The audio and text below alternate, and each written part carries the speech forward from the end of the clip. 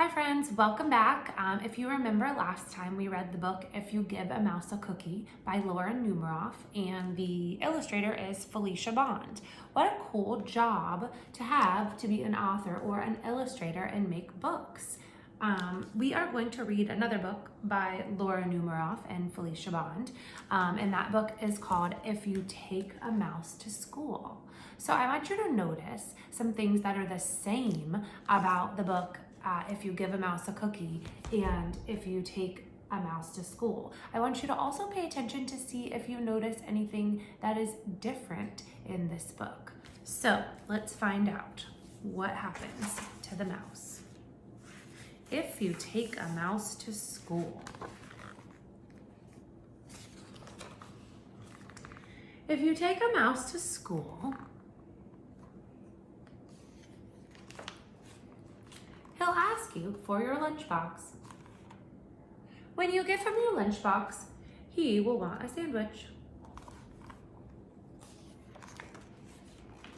and a snack for later. Then he'll need a notebook and some pencils. He'll probably want to share your backpack too.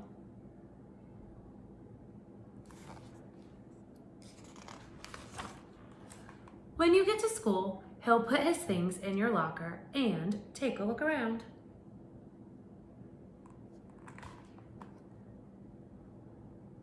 Do you see anything that looks the same as our classroom in this picture?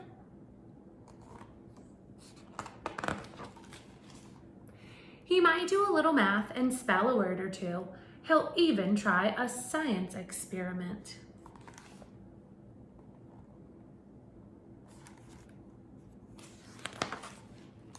Then he'll need to wash up. You'll have to take him to the bathroom. Once he's nice and clean, what do you think he's gonna wanna do after he's nice and clean? What's your prediction? Any good ideas? Let's find out. He'll be ready for his lunch. On the way to the lunchroom, he will see some building blocks.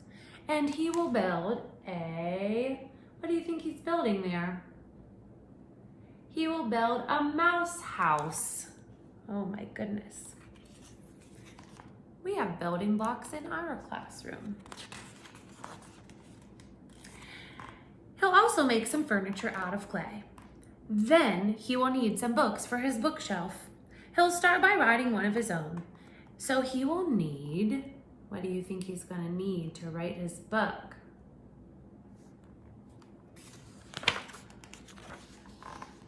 Lots of paper.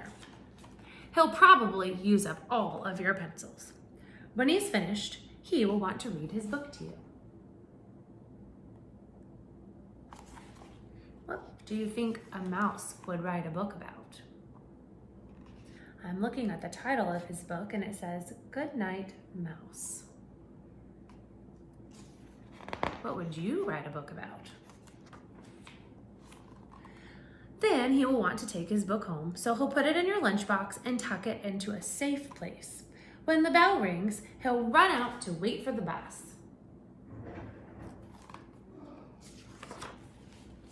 While he's waiting, he'll play a quick game of soccer.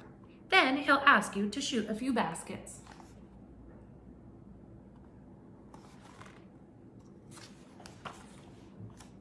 And do a little skateboarding.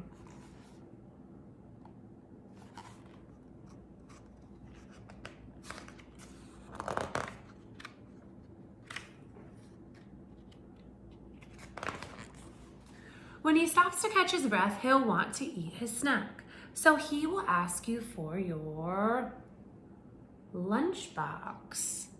And chances are, let's take a look at little mouse's face. What do you think he's worried about?